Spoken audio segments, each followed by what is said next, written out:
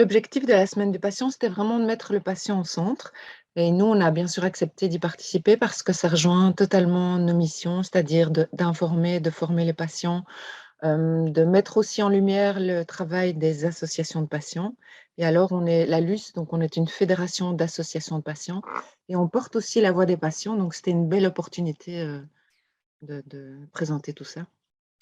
Ouais, effectivement, on a des missions principales sont notamment l'accès à des soins de santé de qualité pour tous. Et pour ça, effectivement, on a développé différentes façons de travailler, notamment en fédérant les associations de patients. Donc, on a actuellement 87 membres, donc des associations de patients qui tournent pour la plupart autour de maladies chroniques ou de handicap. Donc, les associations de patients sont bien des associations qui seront gérées par et pour les patients. Donc, c'est vraiment leur particularité, leur identité, et elles sont gérées la plupart du temps par des bénévoles et des volontaires. Et nous, voilà, il est vraiment important pour nous d'être à côté d'elles pour les faire connaître, les rendre visibles et leur permettre de continuer à assurer leur mission. Et notre deuxième grande zone d'activité, donc c'est la participation des patients aux politiques de santé, donc notamment via de nombreux mandats, l'Observatoire des maladies chroniques, la Commission fédérale droit du patient. Il y en a plus d'une quarantaine, donc on ne va pas tous les citer pour le moment. Et on travaille aussi beaucoup, du coup, avec les professionnels de santé finalement avec l'expertise du patient pour améliorer la qualité des soins via l'expertise du patient. Dans le cadre de cette semaine du patient, aujourd'hui, il y a aussi une campagne de sensibilisation qui est lancée sur le dossier médical. Quels sont un peu les problèmes encore rencontrés aujourd'hui sur ce sujet? Oui, donc effectivement, c'est un axe très, très important pour les patients parce qu'avoir accès à son dossier médical informatisé est aussi un outil d'empowerment. Donc, ça permet vraiment aux patients d'être acteurs de sa santé. Ce qu'on constate comme difficulté sur le terrain, mais c'est d'abord la difficulté d'accès au dossier. Donc, il y a un manque d'information, un manque de formation. Au niveau technique, c'est pas toujours si évident que ça.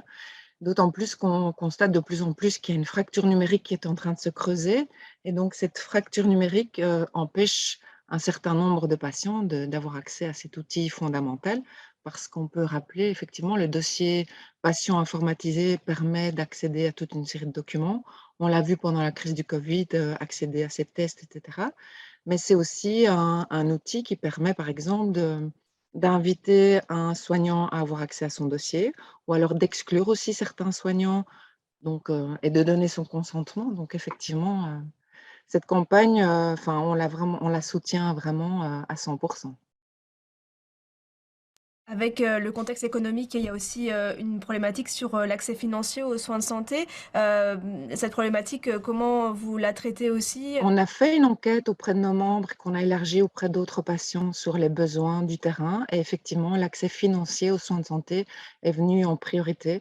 Donc, il y a l'accès des soins déjà en général, il y a le fait que certains soins comme la logopédie, la kinésithérapie ne sont pas suffisamment remboursés, mais il y a toute une série d'effets collatéraux, j'ai envie de dire. Par exemple, quand on est patient malade chronique, on doit se déplacer, parfois utiliser des transports adaptés, c'est aussi un énorme budget. Et effectivement, avec la crise énergétique, on craint le pire parce qu'on le voyait déjà avant que certains patients renonçaient à leurs soins pour payer leurs factures ou pour se nourrir ou renoncent à certains médicaments. On entendait aussi dernièrement que les soins à domicile sont parfois abandonnés pour pouvoir gérer les priorités financières. Et enfin, voilà, effectivement, on n'est pas optimiste sur les prochaines semaines et mois à venir.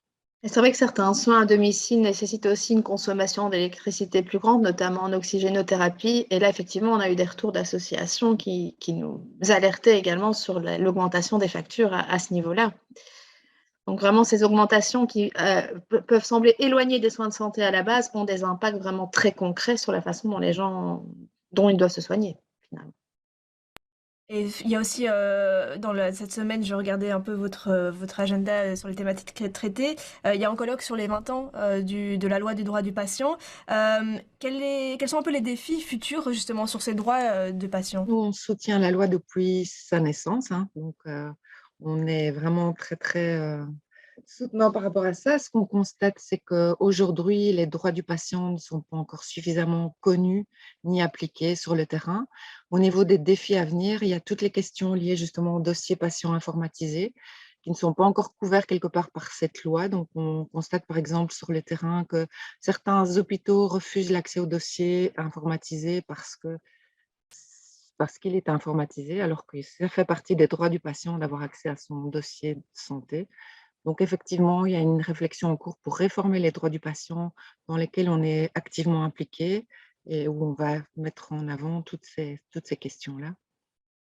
Et ça, ce qui est important pour la LUS dans le cadre de ces réflexions, c'est de proposer aussi des solutions concrètes, notamment via la formation des professionnels de santé, via de la mise en réseau finalement entre les associations de patients et les professionnels pour vraiment apprendre à chacun à se connaître finalement et à travailler ensemble. Et on se rend compte que quand on le fait, c'est la qualité des soins qui est améliorée parce que le praticien comprend mieux le patient, comprend mieux comment fonctionner avec le patient.